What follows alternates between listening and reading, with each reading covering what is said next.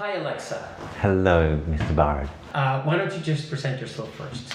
Alexa Vartman. I am Alexa Vartman. I was the founder of the New Tantra. Started practicing Tantra 25 years ago, doing rather controversial Tantra, and wanted to do something completely different to a lot of the traditions, so I called it the New Tantra. And you and I have been friends for quite a long time, had some very interesting conversations. Nice that other people get to listen to them now, I think. Yeah. So I'm Alexander Bard, and I'm a philosopher, and I'm interested in Tantra from the philosophical perspective. It was, in my generation, it's absolutely obvious that you have to do both Eastern and Western philosophy if you're going to do it. So when I started studying Eastern philosophy, that's when I got interested in Tantra. So I would say that today I am a Tantric philosopher. You're obviously a Tantric xologist. We have followers all over Europe. And what's kind of fascinating with this conversation is the fact we've known each other for quite a few years now. We've been fascinated with each other, we've been admiring each other, but we never really had a conversation in public. No. So we'll see what happens, but this is the Bard versus Vartman. Tantra dialogue. All right. Versus. Fine. Yeah. But I'm really curious. And why don't we just start with the word Tantra itself? What does it mean to you, and when did you start to use the term and apply it on your own studies, of course, and then on your own teachings? Yeah, I mean, Tantra for me, I don't, I'm not really a scholar. I mean, I've read, quite a lot of books and I've studied with quite a few teachers, but I don't classify myself as a traditional tantric scholar. But to me, Tantra is kind of like a philosophy. It's a way of life. And I started very sutrically, which is, very sort of renunciation, and that's why I started with Tantra, to renounce one of the things that really had a grip on me, which was the orgasm, the traditional male ejaculation orgasm. And that's where I started with Tantra, to renounce that, which is quite a difficult practice. It often takes people years. Yeah, I buy into it myself. Right. Anyway, so right. When I start writing a book, for example, and I stop having orgasms quite a while, and then concentrate on writing, and I get it all in my head instead. Right, there's a lot of creative energy. Tantra, yes. Yes. So yeah, and that's what I'm interested in. Exactly, how do you apply teachings, traditional tantric teachings, but how do you actually make them work and change your life? So my kind of approach was, read and study a lot of different stuff, but then just work out what worked for me. So I'd say 90% of what came out of the New Tantra was just my own exploration.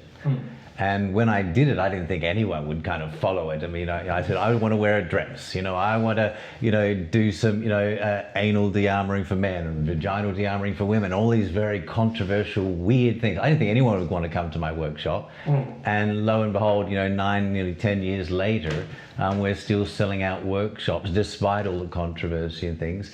People still find immense benefit from it, 90% of people.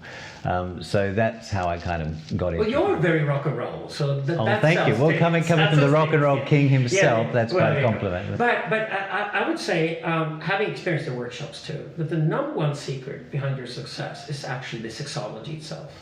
So there's an intense interest in how sexuality actually operates. Right. And I learned more about the vagina and the penis probably from you than anywhere else I've ever met. So you must have started anywhere with the sexology itself.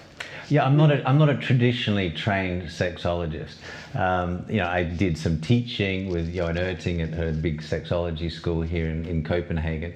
And she said, my God, you're very, very qualified, you seem to know more than most people. So, she kind of gave me the honorary role. But, I'm surrounded by very interesting and intelligent people that seem to be, I say, I've got a theory on this, and I'll look into the science of it and go, no, that's not right. Or yes, there's some scientific background behind that, or traditional sexology, yes or no. So I feel like I've got a good network of people that kind of keep me honest, keep it kind of, based in some kind of reality. So, yeah.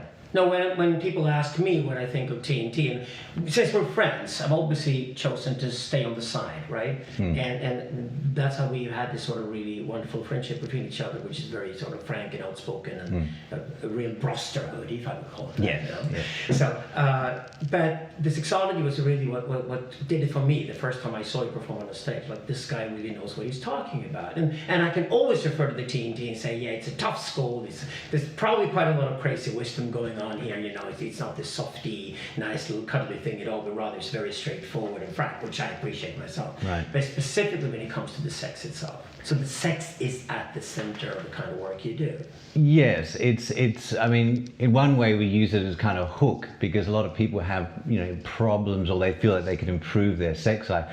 There's a lot of energy on it, you know, but it is, you know, it's down and dirty. It's in the nitty gritties. It's discussing the undiscussables, but if you get it right, there can be huge benefits in the rest of life. Oh, enormously, yes.